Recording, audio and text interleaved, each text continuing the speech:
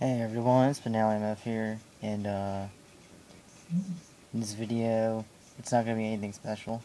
It's going to be a standard field trip for M1911A1s, gas blowback pistols. It's came to my attention that I've never actually done a standard field trip before for you guys. I mean, I've done one where I was blindfolded. I've done like a shooting video of it. You know, full disassembly, full reassembly, everything but a standard field trip. So here we go. This is a WE one, so it will be a little bit different than Tokyo Marori ones, but still, it won't be that much different. First,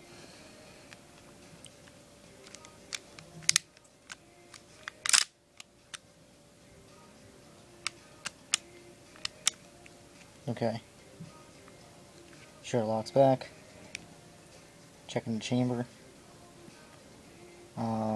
What I do sometimes, very carefully, take a flathead and just lightly, very lightly poke in there. See if there's a BB in there, and there isn't.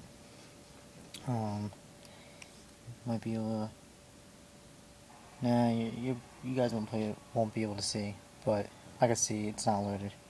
Basically, you just check to make sure it's not loaded. Take the mag out.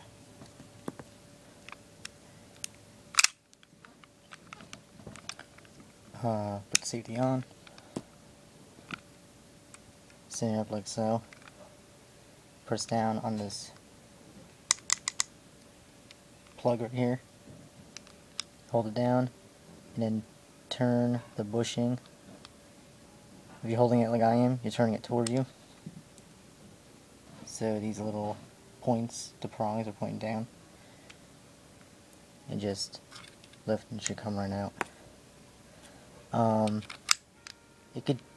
It could turn the other way, but it doesn't go very far. It goes about there.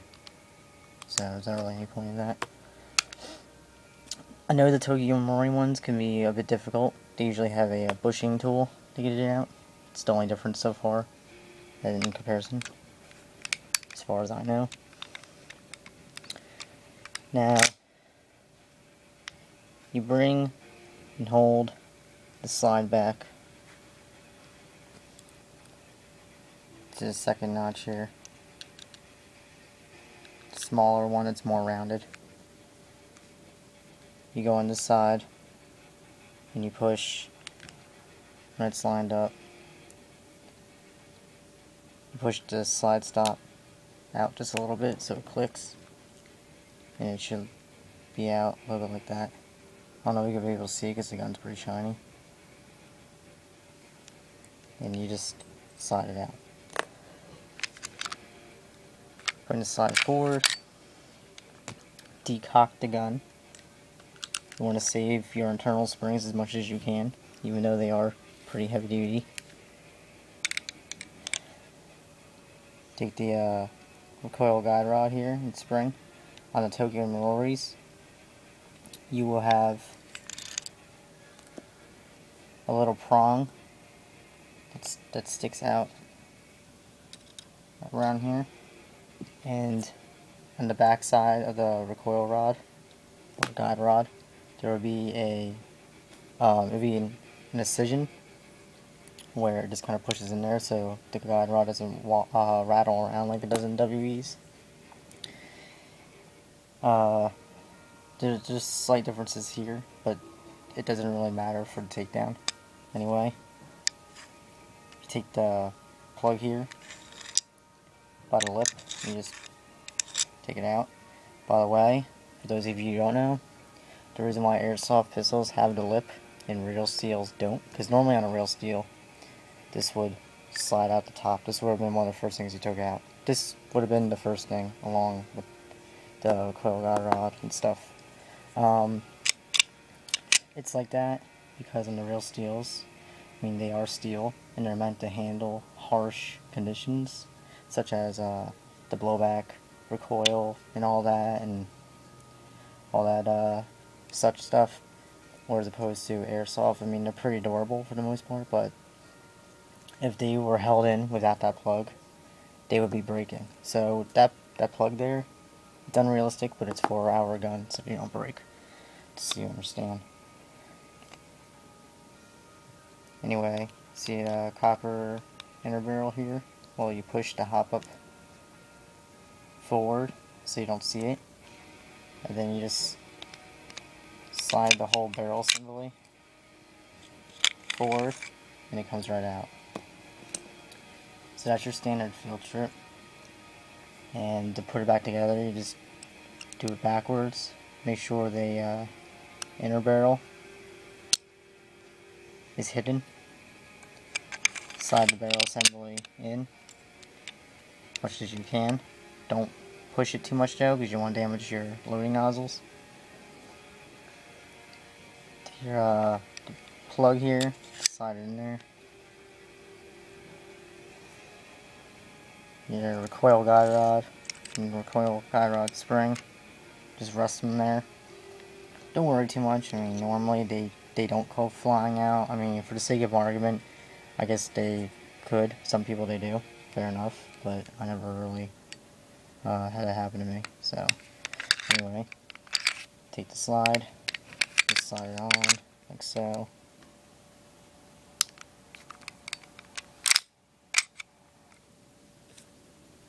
Take your slide stop, and it should just go in pretty easily. I mean, I take my gun apart quite a bit. If it doesn't go in right away, just shake it like it just did on its own. Now bring it back to that notch again, as you see here, and don't swing it up right away and create that crescent scratch that people like to call the idiot scratch. You don't want that, especially if you got a chrome finish like this. You just sweep it up like so, and then just kind of shimmy it in there. Normally I could do it pretty quickly, but I'm just showing you guys. Push it up slightly, so that way the plunger tube and everything can function properly. I mean, it will do it on its own anyway, but again, just saying. Slide forward, lock the safety, thumb safety that is. Take a bushing, slide back up there, push down the plunger, and just sweep it back into place, like so. Rack it a few times. Seems to be fine. Put the mag in. Empty mag. Cock it back once. Make sure things lock up. And they do. Take the mag out. Slide forward. Disengage the hammer. And you're done.